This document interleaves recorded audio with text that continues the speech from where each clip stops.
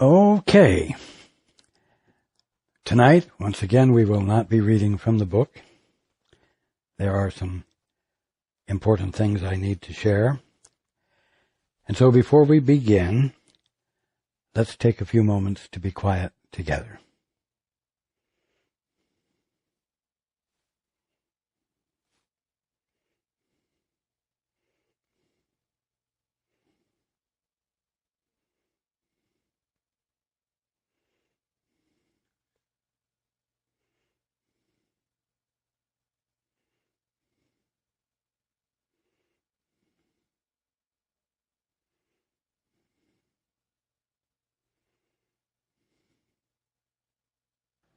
Good evening, and welcome to everyone who's joining us on the Internet.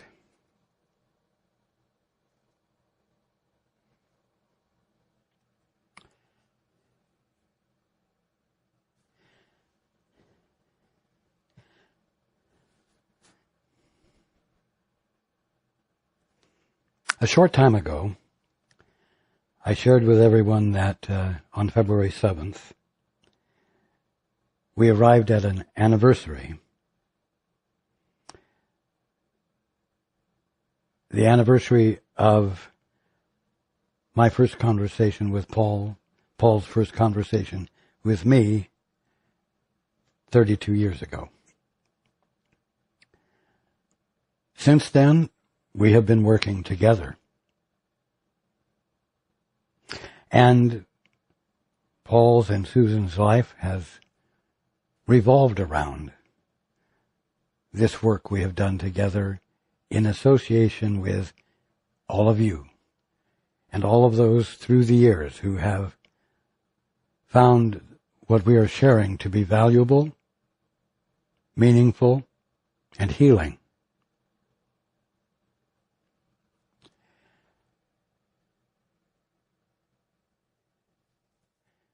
During those years, there was only one reason that there was a continuity, a consistency. And it wasn't just because Paul was willing to listen to me, but it was because there was, shall I say, a natural partnership which evolved between us and everyone who availed themselves of the materials and the involvement with us. In other words, there was no private personal wealth that Paul was able to use to successfully carry on the work for 32 years. In fact, during those 32 years, Paul and Susan have not acquired assets like automobiles and houses and stocks and bonds. They have constantly lived on the cusp and continue, as many of you know, because we frequently let it be known when there is a need for support, and there is less than $300 in the Foundation's bank account. The fact is that the Foundation, at this moment, owes Paul 7 weeks' worth of paychecks because it hasn't been able to pay it. I mention this, I say this, I share it, so that you might understand that no one here is living high off the hog or making a profit in any way from the work that is being done. And yet, in the face of constantly living on the cusp, there is persistence, there is commitment. And with that is this ever-present, ongoing support from all of you, from everyone who accesses the website from around the world.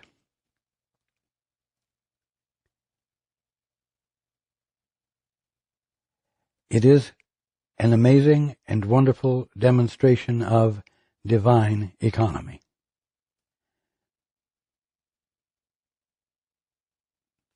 Now, the reason I am bringing this up is because over the next 6 weeks, there are going to be uncommon expenses, necessary expenses, essential expenses. And so, I am letting the, what shall I say, the wonderful camaraderie and involvement that we all have. I'm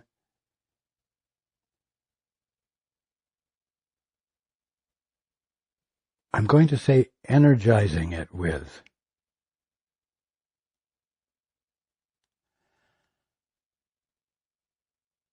the invitation for everyone to join in the intent to have these things fulfilled that are essential.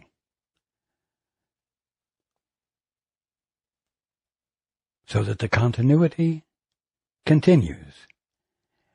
I'm going to say comfortably, easily, because the continuity will continue one way or the other.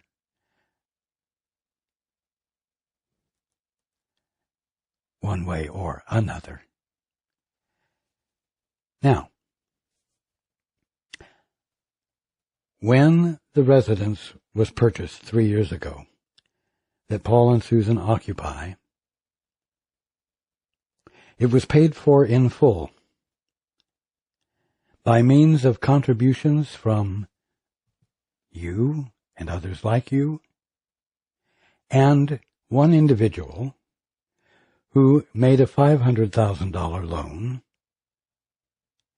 to be paid back when the previous residence was sold. At that time, the previous residence was valued at more than the amount of the loan.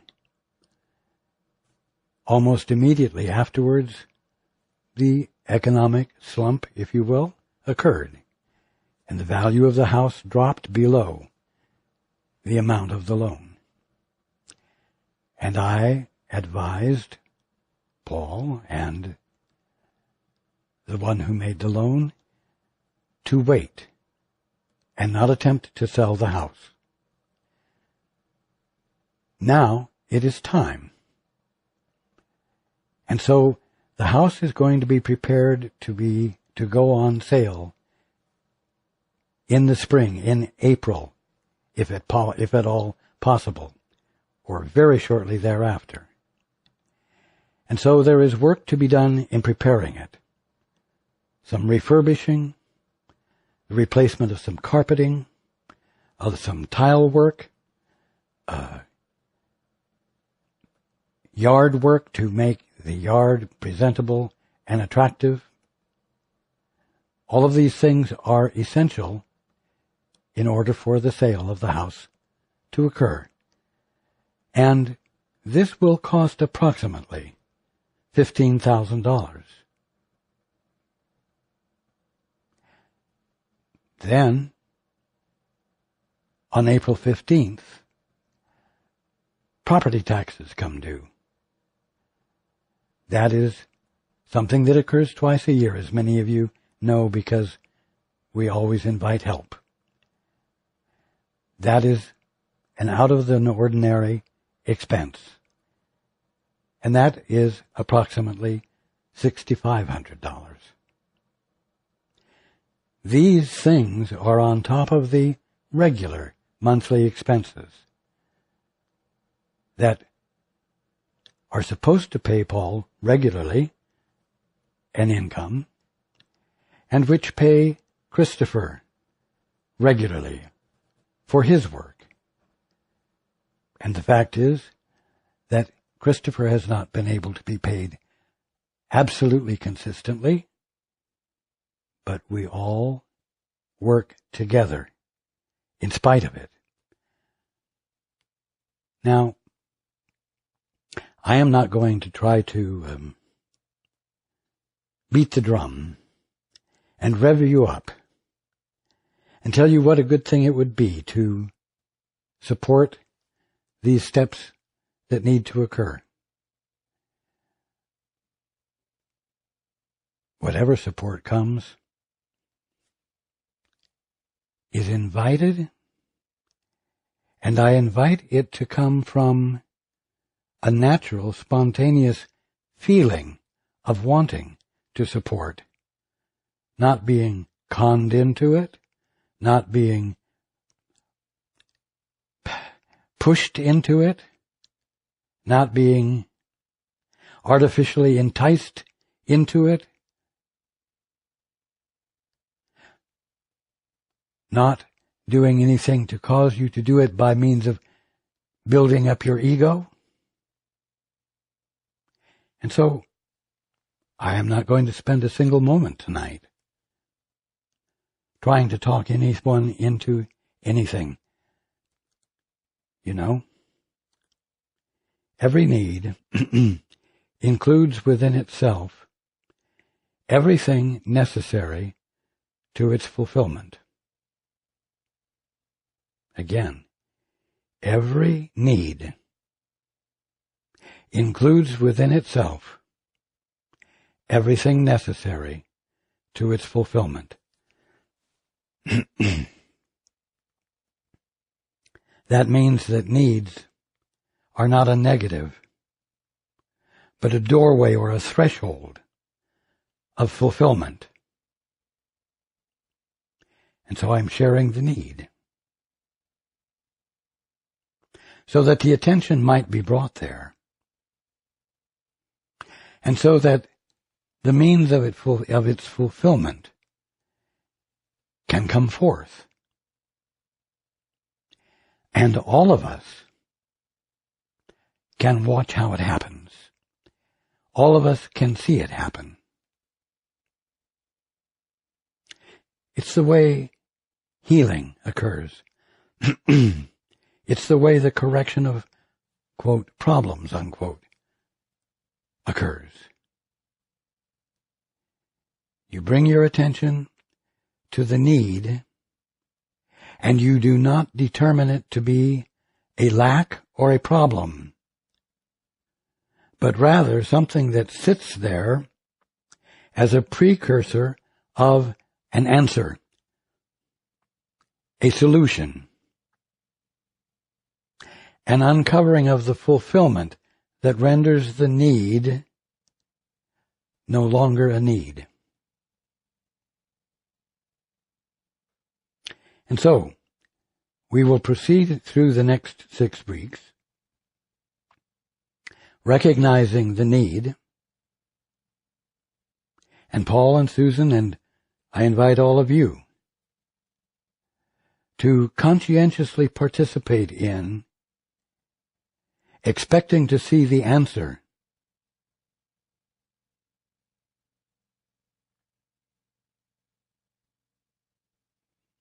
and bring with you a willingness to embrace it,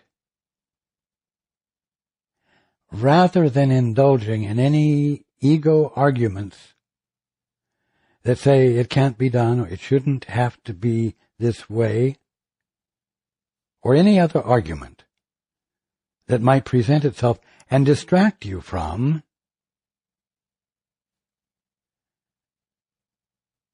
the fulfillment that is in movement right now.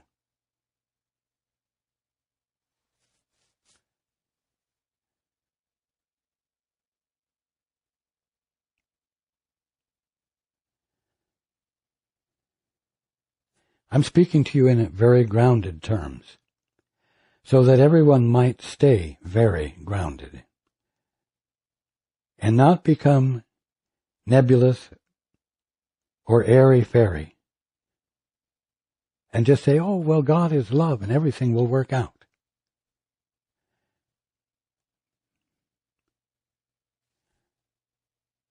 Paul could say that. Oh, God is love and everything will work out. There's no need to share what Raj has to say. Everyone will get it because God is love and everything will work out. Well, the fact is that, yes, everyone will get it. But what Paul is doing is essential. His involvement is part and parcel of the revelation of the truth of man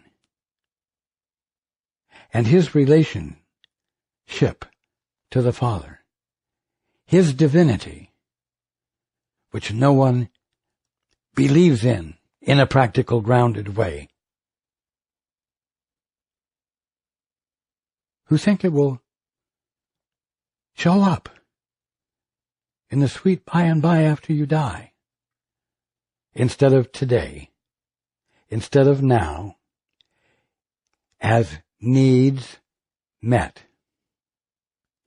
as needs being met, and the expectation to see them met, now, in grounded terms, without being afraid to be involved in it.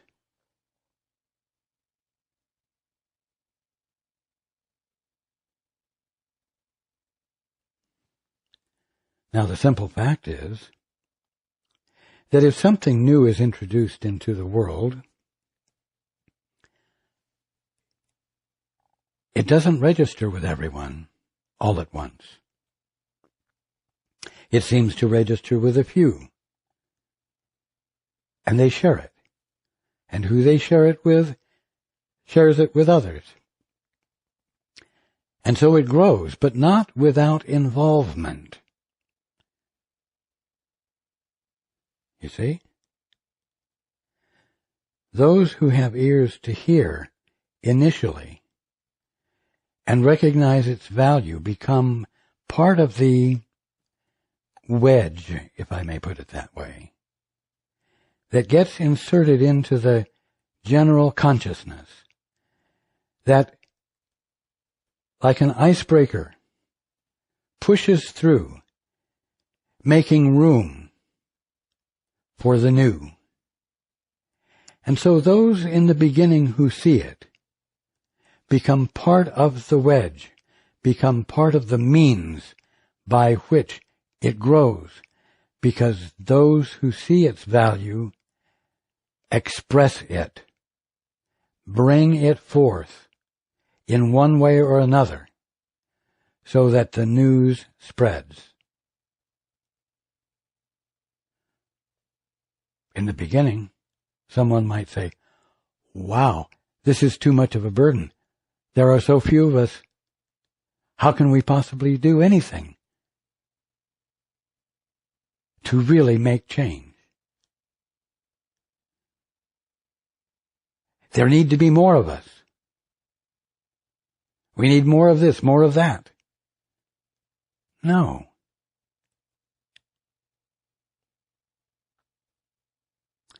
The need for the truth to appear includes within itself everything necessary to its fulfillment. And for 32 years, the work that we've been doing, not just Paul and me and Susan and Chris and Judy, but those of us as well as all of you and everyone else who has shared and extended to others and also supported what they found of value so that it might be extended more fully. You see? And it has worked. It is the only way it has worked for 32 years.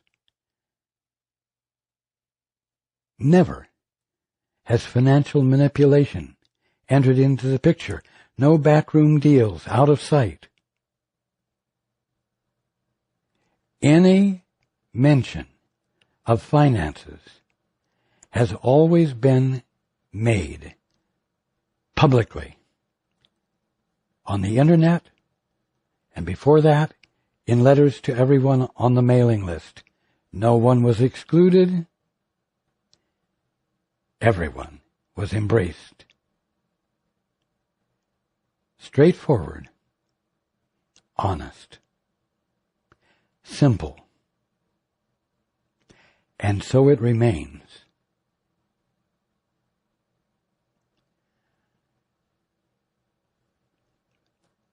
So, to put it very simply, there is a need, a substantial need, not an impossible need. And I am inviting everyone to participate in whatever way they can, whatever way they are led, whatever way you are led.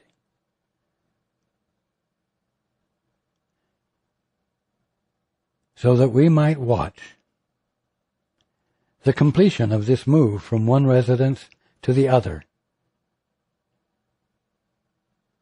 with no one coming up shortchanged, regardless of the state of the economy.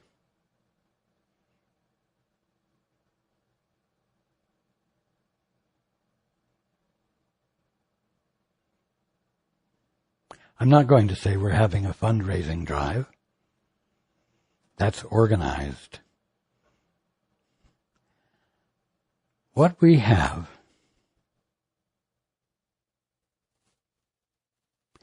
is an opportunity for simple, honest love to find expression, to identify the security, you might say, of the ongoingness of that which is valuable.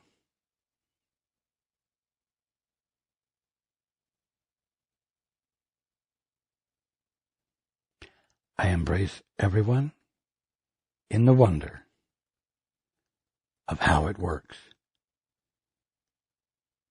of how it has always worked.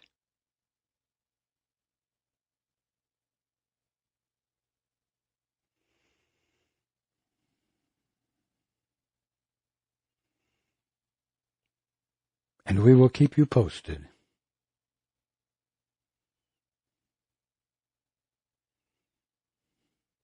I thank everyone for being who they are and fulfilling the place that they fulfill, and for our involvement together, and for the honoring of each other that has been consistently expressed throughout the years.